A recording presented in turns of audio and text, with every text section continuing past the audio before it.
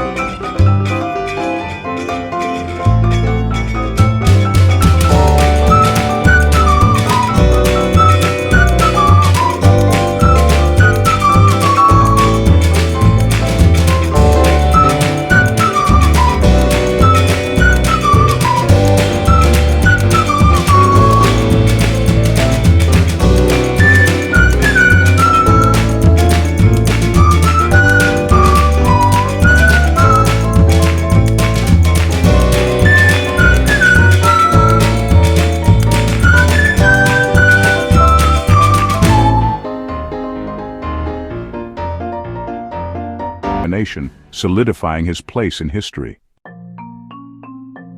The civil war between Julius Caesar and Pompey the Great was a pivotal moment in Roman history. It began when Caesar crossed the Rubicon in 49 BC, defying the Roman Senate and sparking a conflict that would change the course of the empire.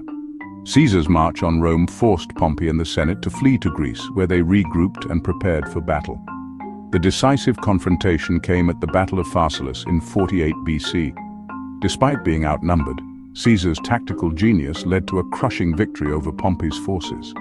Pompey fled to Egypt, seeking refuge, but was assassinated upon arrival. With Pompey dead, Caesar returned to Rome as the undisputed leader. He implemented a series of reforms that solidified his power and endeared him to the Roman populace. The Civil War marked the end of the Roman Republic and the rise of the Roman Empire under Caesar's rule. Julius Caesar's life was a complex tapestry of love, war, and ambition, woven together in a way that changed history.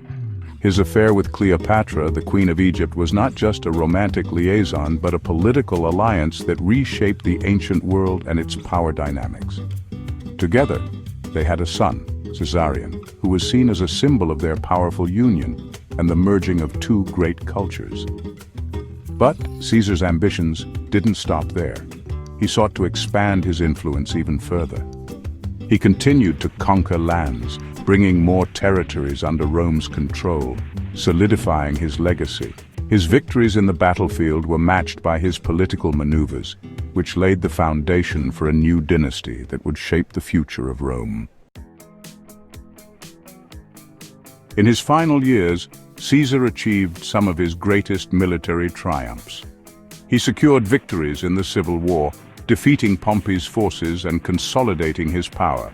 His campaigns in Egypt, Pontus, and North Africa further solidified his reputation as one of history's greatest military leaders. However, these victories also sowed the seeds of his downfall. His growing power and influence made him many enemies in the Senate, who feared that he aimed to become a king.